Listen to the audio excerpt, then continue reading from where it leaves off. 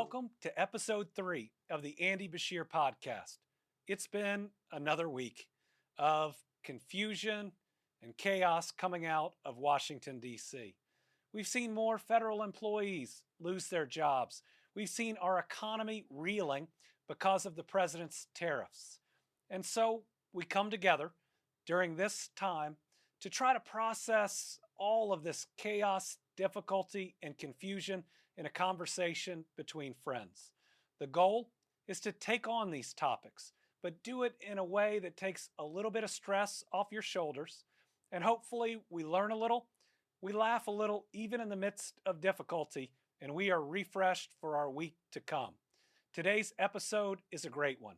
We welcome U.S. Senator Amy Klobuchar, who's going to talk about her upbringing, including her grandparents and parents and all they invested in her. She's going to talk about the why she got into politics, which is a very personal and moving story. We're going to talk about tariffs and the impact, especially on farmers in Minnesota and in Kentucky. And we've got a great story about a turkey that was supposed to get pardoned for Thanksgiving that charged the media and lost its immunity. Then we're going to have Gerina, who is the Commonwealth attorney, the DA of the largest city in Kentucky, who's going to talk about public safety as well as these mean attacks on diversity issues. Then I'm going to be joined by Jon and John, and we're going to talk about these federal firings and how they're impacting state agencies, and also talk a little bit about losing Pope Francis, a great faith leader, a great leader for this world. And finally, you're going to get Britainy Beshear, who is going to talk about things that you might not know about me. This is my wife of 19 years, but she doesn't take it easy on me at all. Let's get to the episode. On this week's episode of the Andy Beshear podcast, we're joined by U.S. Senator and former presidential candidate Amy Klobuchar. She is a senator who is showing significant leadership in Washington, D.C., and is going to share some of her story. We're going to get into her why, and then we're going to talk tariffs and the impact especially on farmers in her great state of Minnesota, as well as the Commonwealth of Kentucky. So, Senator, welcome to the Andy Beshear podcast. Hey, Governor, it is great to be on, like the horse picture up there on the wall. And I'm a big fan of yours, and I'm excited to be on to talk on your new podcast. So thanks for having me. Grateful you said yes, and grateful for your support throughout my political career. I know supported me in a number of different races. So very excited to have a friend on the podcast. Excellent. So tell us a little bit about your background, about growing up, a little bit about your parents. Sure. So I grew up in the suburbs of Minneapolis, and my mom was a teacher. She ended up teaching second grade till she was 70 years old. She had 30 second graders in her class. And my dad was a newspaper man. He actually started with the Associated Press, and then he ended up covering the Vikings, the Minnesota Vikings, when they were an expansion team.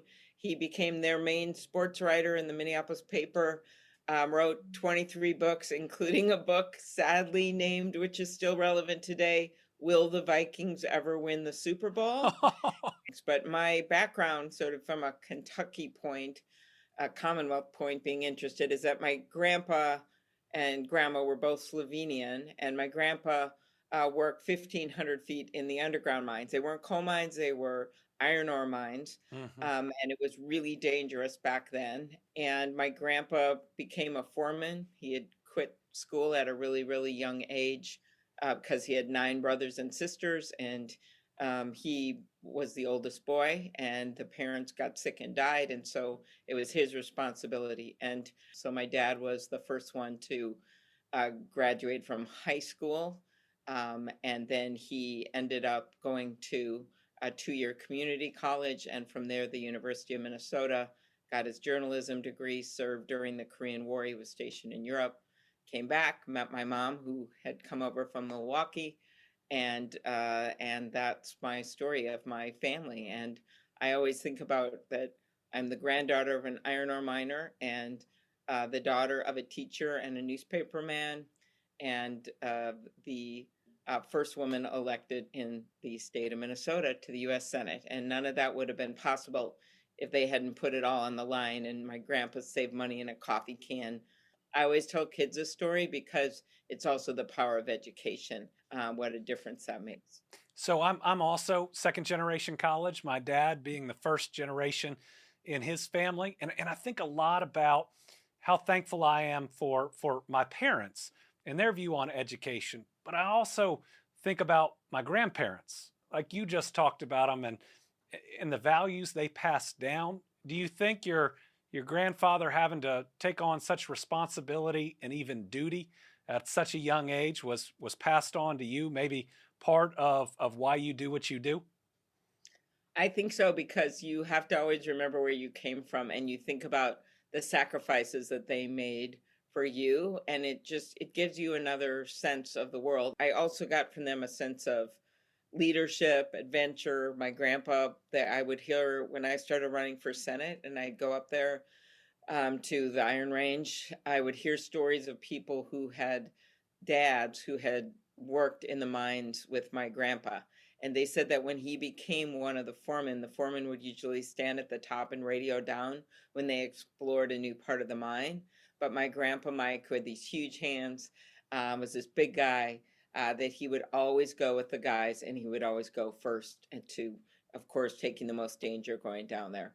And so those are the kinds of things that you remember in your heart. And you said, okay, if they did that, I should be able to get this bill passed, or I should be able to take a risk and take on this cause that people hadn't taken on before. I do think if you carry those stories with you, especially right now with what we're dealing with in our nation, it gives you a grounding with all the crap that goes on in politics, all the divides that happen every day, all the hatred, all of it. It just makes you think, okay, this is why I'm doing this, and this is who I'm doing it for.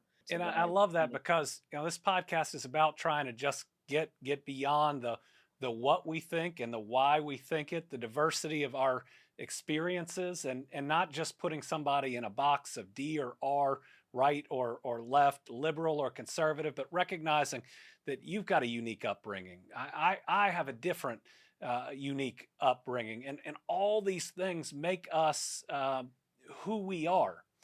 And so we try to get to both that and then the why. I think the why is one of the most overlooked things in politics, about what drives us and why we make the decisions we do. And I think you have a pretty special why about why you got into politics. Will you share it with us? Sure. That's when our daughter, John, and my daughter, Abigail, was born, and she was really sick. I was at a law firm at the time, and she couldn't swallow the night she was born. And they did all these tests, and she ended up having to have a tube through her nose for about 6 months, and then a stomach tube for another year. And it was really, really hard. But and then she eventually got better. And when two things came out of that. Once, I got involved in groups of parents with kids with disabilities, even though she didn't end up with a permanent disability, but it changed my whole mindset about what these parents are going through. And then the other thing was that when I was in the hospital, I got kicked out. And that was when you got kicked out in 24 hours. She was literally in intensive care. Wow. She couldn't swallow. They didn't know if she had a tumor. They kept doing all these x-rays, and they just had that rule. As long as I was okay, they were going to kick me out. I'd been up the whole 24 hours. And as my husband wheeled me out of the hospital, I go, I bet this wouldn't happen because at the time, all the insurance executives were men. So at the time, I said, this would not have happened to the wife of the insurance executive. And so I ended up, she got a little better. We still were in a hard place, but the other people had the same experience in my state. And so on a bipartisan basis, Democrats, Republicans, I ended up testifying for this 48-hour hospital stay. And our state was one of the first states that did it. And we passed it. And my first experience, which you know so well as a governor, but of a conference committee in the legislature was they couldn't say they were against it, but they were trying to delay it. And so I brought, I think it was like 4 or 5 pregnant friends to the conference committee because we're all having babies at the time. So they outnumbered the insurance lobbyists who were trying to say this shouldn't take effect for a year or two. And the legislators said, when should this take effect? And all my friends who had like they were gonna have a baby any day, they raise their hand and they go, no. They literally had to take effect the next week. That's what happened. So that was my first thing. And then I got hooked on it because you could get something done and it was for the right reason. Absolutely. It's that concept that the time we have in these jobs is a gift and a blessing. In a really chaotic world, at least we get up and do something about it, each and every day. So I know almost down to the day how much time I have left being governor. And sometimes in a speech, I'll say it down to the day and people will laugh. And somebody will say, so you're counting down? And I said, yes, but not for the reasons that you think. It's that every day I've got is an important day that I can hopefully do something that helps people. Mm-hmm. So exactly. And like you said, sometimes small things matter just as much because, while a piece of legislation might be big, if you don't implement it right and you don't actually get it done, it's not going to help them. Or a small piece of legislation can help someone tremendously. Or just the way you get your staff to help people when they call in with things and answer their calls. You and I have talked a lot about this current administration, about the policies that they're putting forward. And we could talk about 100 of them. And maybe that's what they want us to do, to talk about all 100. But what is hitting people the most is what's hitting them in their wallets, is making it harder for them to pay bills. That a president who was probably elected because the last group of movable voters thought that he'd make paying the bills a little easier, are finding he's doing things that are the exact opposite. You have a unique position on the Agriculture Committee about seeing the impact of his policies on farmers. There are people that voted for President Trump, including a number of our farmers, who thought, okay, prices are too high. I want to improve our economy. They were upset about inflation, different things. And then when he won, they expected those promises to be met. And instead, what he did was put in these across the board tariffs. They want things to be made in America. Both of our states make a lot of stuff, ag or manufacturing. But they did not expect him to upend the entire economy to the point where costs are up, chaos is up, and the market is down.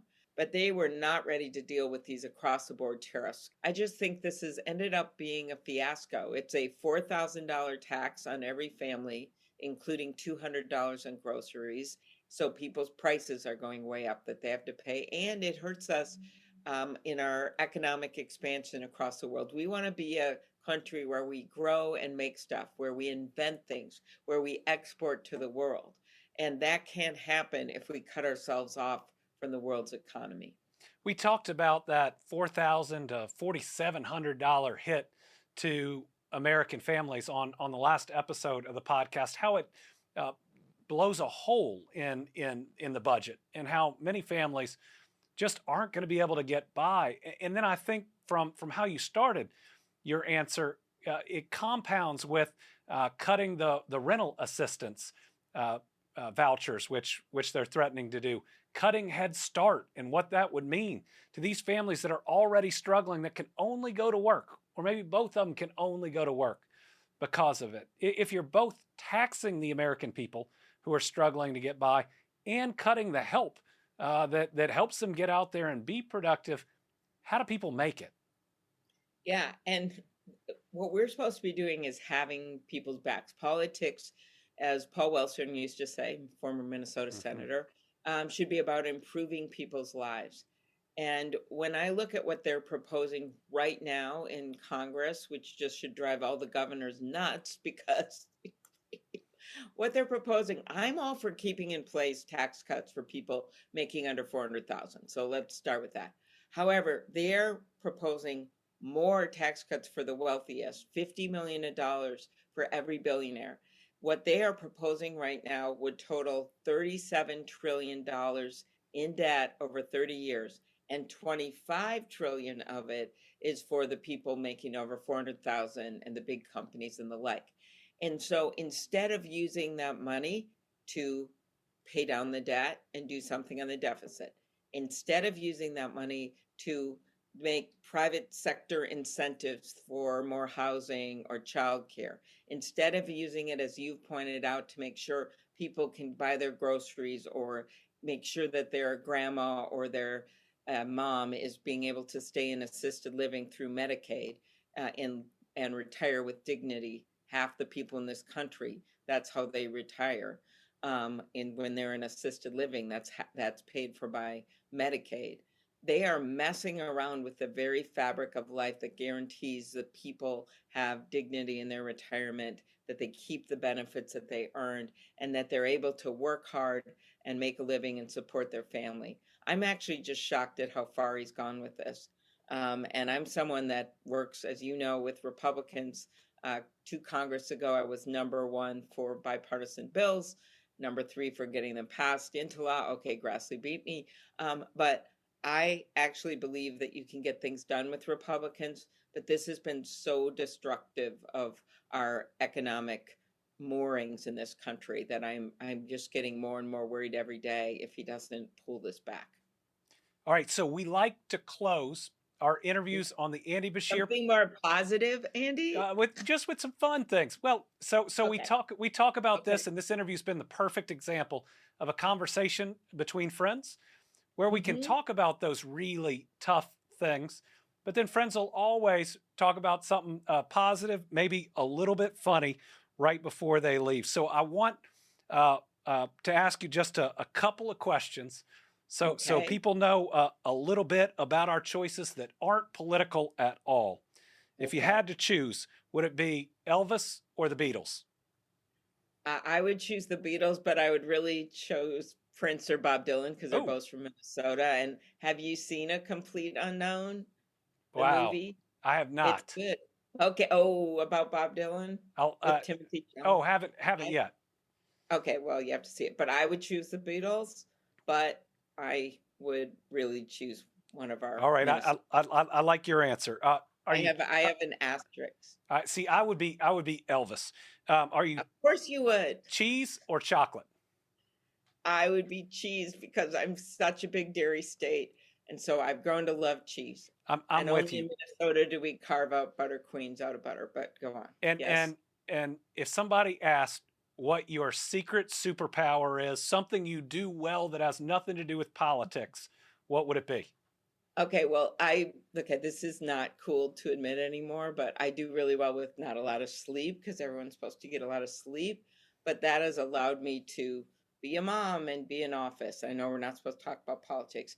And it's allowed me to have 1 hour sleep in the Senate and then get on a plane and go home and do a full day. And that's the one thing I have. I also can say all 50 states with my memory. So your superpower is actually useful. Alabama, Alaska, Arizona, Arkansas, California. Mine is Colorado. cooking the Thanksgiving turkey, which I now Oh, realize probably comes from Minnesota. We have sent many turkeys to the White House. The actual turkeys for Thanksgiving that's been pardoned. But I will tell you one funny story because it involves our former governor, Dayton. He decided that he would invite me to the send-off for Ted the Turkey to the White House.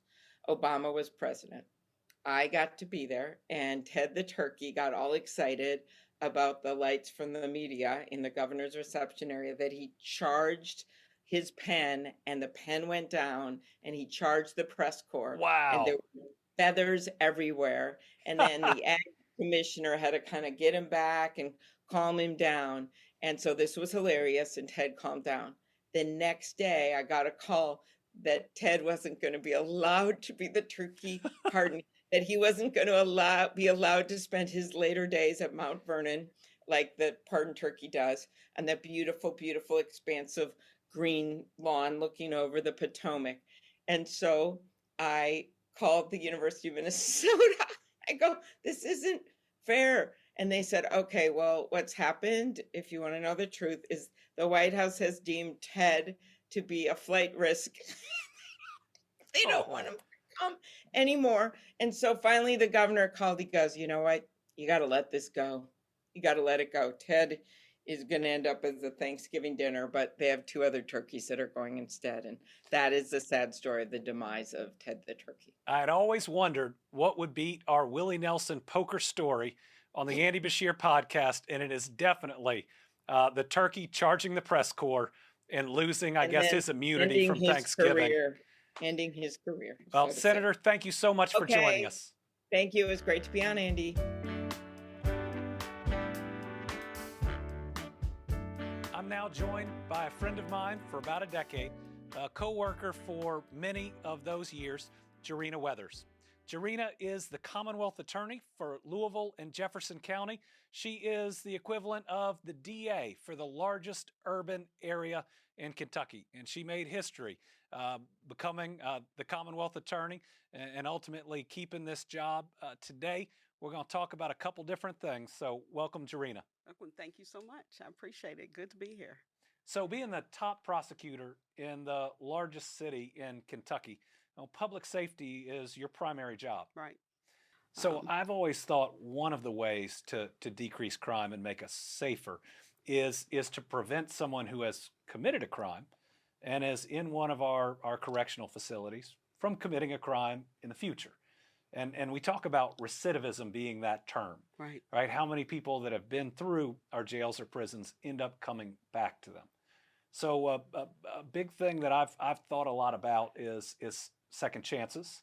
Right. And the idea of what we can do to support people to once they've committed a crime, and we have the opportunity to say, how can we prevent you from ever doing that again? That makes us safer, and hopefully it means we get contributing members of society. Right. And I agree.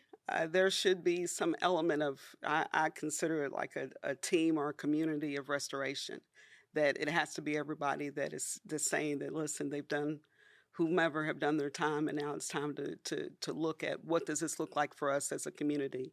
And it's always a sticky subject for me because my main goal is to move forward, build bridges, move with integrity, and also, though, continue to help make our community safe. And the way that you do that, there's some folk that need to be off the street. And then once they've done their time, there's still that space and time to say, are you ready?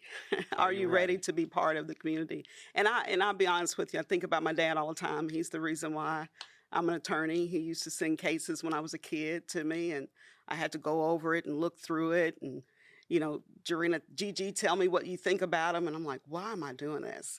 And he is the one that said, because there are real people behind the V's. So it's Commonwealth v. whomever. We got to remember that they're real people. So no matter what side you're on as far as prosecution or defense, that's what you have to look at. But my dad died in federal prison. So, and I loved him and I respect him. He was a wonderful human being. He was a beautiful person, extremely brilliant, just a brilliant mind. But there's also some things that happened in the past. And he would say that now, if he were alive, he would say, what is it that you can do, Gigi, to make this better for someone like me? And it's tough. It really is tough, because that's why I do believe of restoration. I also believe that there should be some programs and services that are happening inside the jails. I mean, I'm talking about real ones, the ones that have to go to prison, and it's more than, for us, it could be up to 5, 20, 30 years, almost to life. But what's happening in the inside? Because it's this vicious cycle if we don't have a change, right? Is that really happening? Are we just putting people in prison and throwing them away? Because I believe that some people need to be in prison. I do believe that. But second chances also comes with developing someone and moving them somewhere where they've never been before. And that's all of our responsibilities. Some people don't feel that way, though. I mean, you're here to do this, and this is what you're supposed to do. But obviously, that's not working. We're all here to try to make a better world. That's exactly right. And to solve the issues and the problems. That's our job as elected officials. That's right. And a lot of people think it's to battle it out, Democrats and Republicans, but it's supposed to be about creating a better life which is also a safer life for most people out there. That's right. That's right. And you're brilliant at that. You really are, to be able to look outside of who we are and politicians and things like that. But if we don't get back to the core that we're just people supposed to be doing things, it is bigger than us. It's bigger than individuals. And the common ground isn't partisan, even though people have tried to make it a good job. Your health care, the roads and bridges you drive, the schools you drop your kids off at, and whether you feel safe in your community, I'm convinced, are those things that when we do better, when we do better as in government, when we do better as a community, that lifts everybody up. That's right. I agree. I want to switch to another topic that you and I have had a chance to talk about over the years, and that's, at least recently, attacks on diversity initiatives primarily coming from our federal government. And I want to start this conversation by admitting that you can speak to this in a way that I can't. I will never feel the weight of discrimination, sexism, racism, but I know they exist in our society, and that it's incumbent that I listen and that I try to learn. So how generally does all this make you feel coming out of the federal government? I will start with when we moved here in Louisville. It was in the 70s with forced busing. And we eventually moved out to the South End, and it was a different type of experience. I mean, it is, what I learned is, it is concerning when someone doesn't like you or opposes who you are just because of who you are. And the big part of what's going on with the initiatives now, or the lack thereof, is that it is not just about race. It goes all across the gamut. Even when I worked for you in personnel, the importance of understanding. My daughter just said it. She's in nursing now. And she, just last week, she said, do you know that 1 in 36 kids have autism? And we talked through that process because we have to have an ability to have access for very qualified, unique, beautiful people with different talents and unique talents that you don't see anywhere else. And I think a lot of it is, some of it's fear, and then some of it is that when I learned growing up in the 70s, some people just are never going to care. They don't care about you. It's all about me. So it's our responsibility, all of us, to make sure that we keep this open and honest. I told the media the other day, they were like, well, this is not how we used to do things before. I'm like, well, you never had a black bald woman in front of you either that's running Jefferson County as a Commonwealth attorney. Come on, you all. Yeah, you were the first black woman to serve as Commonwealth attorney in Jefferson County in history. It's true. And so we think that our country is almost 250 years old, and you have to be a first. That's right. It's humbling. Thank you for what you do. Well, thank you. I appreciate you. Now, I know you wouldn't say it, but you've given me that opportunity too. You've given a lot of us the opportunity to be in these positions at the Commonwealth attorney level that we've never seen in history. And all of us were back on the ballot, and we ran and we won. But it's the opportunity because you're all really good at your job and earned every single bit of it. I appreciate that. I'm happy to be a small part of that story, but this story is yours, and you more than earned all of it. I appreciate that. Thank you. I'm excited about what's to come. Yeah. I really am. So. Gerina Weathers. Thank you. This is a new segment called In My Kentucky Accent. That's when you're going to hear about things that really burn me, things that get me upset because I think our world and our country deserve better. The very first In My Kentucky Accent deals with Pete Hegseth. This is the Secretary of Defense, who now has not just been on one, but two text chains where classified information that could cause harm to our troops is being shared in a way that's not secure and with people who shouldn't have access to it. It appears this second chain is with some of his family members and maybe even his private lawyers. Now, Mark Twain said there's no education in the second kick of the mule, and this is the second kick. Listen, right now, this federal government is firing so many people without cause. Well, guess what? This president has all the cause he needs to fire this Secretary of Defense. He should have never been there. And listen, these text chains aren't Donald Trump's fault, but he's going to own it if he doesn't step up, do the right thing, and fire Secretary Hegseth. That is in my Kentucky accent.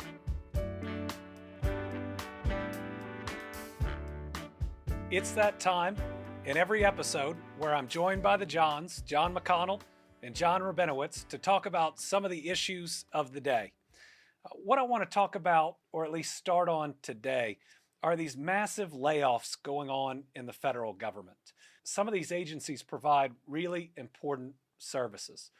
But I guess my first question is, what is the goal here? Is it to fix an agency or to break it? Having been trained by John Morgan, I'm all about cutting wasteful spending, being efficient, being transparent. But I worry that we are not being mindful in the cuts that we are making. And I really struggle with the lack of empathy on the individuals that are making the cuts. As we've heard with some of your guests recently, it sounds like they're eliminating entire departments for no reason at all, other than they think it saves some money without thinking about what could happen in the future. And these departments are created by statute, by law. So Congress passes a law that says we're going to have the department of this or that, or the cabinet of this or that. And then they appropriate money to it and say, not only are we going to have it, but here's the funding for it. And then the president not being able to just ignore the law is firing so many people at some of these agencies that they then cease to function. Every day they wake up and they don't know what to expect. There are people taking buyouts because the risk of losing their job is too great. And we talk about the experience that comes with a lot of these jobs, some being let go and some also taking early retirements. When you start to lose that much institutional knowledge inside those cabinets, one that sticks out to me is the FDA, specifically because in my world of insurance, it's something that we have to deal with. It's drugs that get distributed as well as treatments. You know, all of a sudden, if you start to lose enough people there, you're going to start to encounter a drug lag, which has to do with the approval of treatments and those new medications coming out, while other countries may not have that issue. Or you're going to lessen the safety protocols. Right. These agencies are meant in some instances to protect us. I think about the cuts at the CIA. I mean, I lost a classmate in 9/11. Fewer analysts make us less safe. Think about cuts at the FBI. When I was Attorney General, I worked with FBI agents to catch child predators. Fewer FBI agents, we catch fewer predators. I worry about the cuts at the Department of Defense and what that will mean, cuts in our intelligence agencies. Well, you've told me stories too recently about cuts in potential cuts with Social Security and how that affects the Commonwealth and people's access to Social Security. So there's at least been a list published that shows some of our rural Social Security offices closing. And what that means is that a person that lives in that area is going to have to drive several hours on a fixed income to another office. But then what they're also doing is shutting down the call-in helpline. And so that person, who likely doesn't use a computer as much as maybe the rest of the population, is going to drive a couple of hours and not have all the documentation they need because they can't call on the phone and ask. And so they're going to miss a Social Security payment that they are rightfully entitled to, that they paid into, that they rely on for their life, because these obstacles have been intentionally put in their way. You know, I also think about what in our Commonwealth, the weather issues we've dealt with this whole year. And I'm going to presume you work a lot with NOAA and the National Weather Service. And I mean, this funding could really affect that. It does. One of our smaller National Weather Service offices in Eastern Kentucky that has helped us prepare for all of these floods has lost a significant number of people. You know, I also wonder, with all the cuts in funding, is there a chance the state would have to pick up some tabs? Yes. So imagine every state having to do the same work 50 times that one group currently does right now. It wouldn't be efficient, and it would eat up the money that's meant to be there for our people in their time of need with all that overhead. And a lot of these cabinets serve the people of the country. They're not just numbers in D.C. They're real communities. They're going to be people that your kids may play soccer with parents. Yes. So it's going to hit home. And speaking of tough, as we're filming this, this is the Monday after Easter, and we learned this morning that Pope Francis passed away. To me, this was a person who went beyond just the Catholic faith and was looked up to as somebody who put their empathy and their love of people above just about anything else. John, you're Catholic. Tell me how. Well, how first off, it shocks people that a Rabinowitz is Catholic. I am converted to Catholicism about 13 years ago, and really, this is the only pope my girls have ever really known. And I heard him described one time as an inclusive change agent that built bridges instead of walls. And when I talked to my daughters about what an impactful person he was, how accessible he was, how his focus was on helping the homeless and speaking out for people that had no voice, I think it's a huge loss. I am very hopeful that our church will find a replacement, hopefully in the next few weeks, that will carry on his mission. But I will tell you, they're gigantic shoes to fill. And John, this was a pope where even if you didn't agree with all of his policy positions, you respected him because he led with love. Mm-hmm. And seemed to accept everyone and be willing to have a conversation, even the difficult ones. And I went back and I shared this with John, not being Catholic, trying to understand. And when you look at all the first he have, first pope from the Americas, first non-European pope, which is going to go back, and I heard this morning and I read it too, a millennia. I mean, that seems like what I kept hearing over and over again. And first from the Southern Hemisphere, first to attend a G7 summit, first Jesuit pope, and the first pope to take the name Francis, which is about being for the poor and leading from the bottom up, not the top down. Yeah. First pope to say so many positive things about populations that popes hadn't said positive things about. Just again, always defaulting to leading with his heart and not being always guided by dogma when your heart tells you that we should judge less, accept more. Eddie, I found this quote that I said I was going to have to read tonight from him. And it just speaks volumes. The Lord never tires of forgiving. It is we who tire of asking for mercy and forgiveness. And so, I mean, in a nutshell, that's who he was.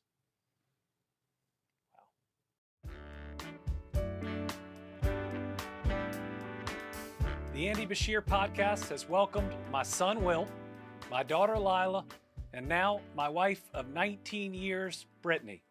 This segment is going to be called 5 Things You Didn't Know About Andy. I have not been told what any of them are. This might be as nervous as I've ever been on this podcast. So, Brittany? Yes. Welcome to the Andy Beshear podcast. Thank you. I didn't want to miss out on the fun, and Winnie is definitely helping me feel comfortable. We now know who this dog loves the most. Well, it was a given. Fair. Yeah. So I have 5-ish things that I think people would be interested to know about. We'll see if we get to the 5th one. I think the first thing that people may or may not know about you is that you actually are a very good horseman. Oh. Well, we didn't get this painting for nothing. My first job ever was mucking stalls at a horse farm, which gets you ready for politics. Mm-hmm. Yeah, but actually, you also are a very good rider that I've never seen in the time that I have met you, but your mom likes to tell me that you are very good. She likes to tell you that because she wants me to get on a horse again. I got off the last horse I rode when I was 25 years old, pledged I would never get back on, and now my daughter is an equestrian, and my bank account reflects it. Always about the bank account, Andy. It is helpful for it to be positive. That should have been one of my 5 things. Andy does not like to spend money ever. His very first chair in his apartment was a green plastic lawn chair. And let me tell you, if we had not lost it in a move, he would still be sitting in it today. To be fair, in our first apartment, we had both a recliner and From the green 1973. lawn chair. We did buy it used. And when we wanted to go out on the porch, What is this we? we'd carry them out there, and then we'd bring them back to the den. Yeah, we did that. But it was, while yes, we needed more furniture, it was kind of nice when we didn't have so much stuff. It was great. Yeah. Remember one story, didn't at one point, wasn't there a picnic table in the house for a few minutes? Yes, indeed. Actually, Yes. that became Yes, our dining indeed. room table. Oh, nice. Yes. You bet. So we ordered this outdoor patio furniture, I think from Target, Indeed. Yeah. and it shows up. And at that point, I realized it is nicer than our kitchen table. And so I figured, why not just replace the kitchen table with the patio furniture? No one will notice. No, we could Put a fit a lot of tablecloth. people around that. That's fine. Yes. Yeah. Very true. We could fit a Very lot of true. kids around that table. I only had that as our kitchen table until I was elected governor. Yep. And it's sitting in storage for when we need to buy Oh, a you house. still have it. It's a perfectly Still good there. table. Well, Maybe we'll bring back the green lawn chair If we can find it. if we can find it. Well, the next thing you actually touched on, I thought people would be interested to know that your first job was mucking out stalls and teaching horseback riding lessons, which neither of which are easy jobs to do. So I started at about 14 mucking stalls at a lesson barn. If you got done mucking stalls, your reward was weed eating all of the fields, and that's something. It teaches you a little bit about life. Then graduated up to teaching kids how to ride, Yeah. and it was a way where, as a teenager earning minimum wage, which I think was $5.25 an hour at that point, I could eventually, once I turned 16, fill up the gas in my car. Yeah.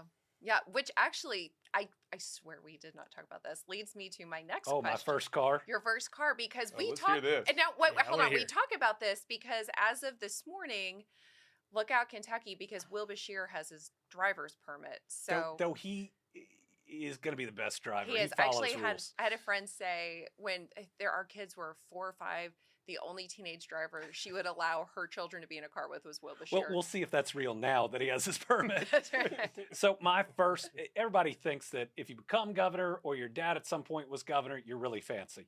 Sometimes people are trying to attack and they say, well, how old were you when your dad was elected governor? And I look at them and say, 30. Yeah. And then they don't quite know what to say after Yeah. that. But my first car wasn't, in fact, my car. On my 16th birthday, I got my brother's used car, and he got a new used car. It was a 1982 Chevy Cavalier. This thing was 2 doors, though there were technically seats in the back. You really couldn't sit back there. And it was manual.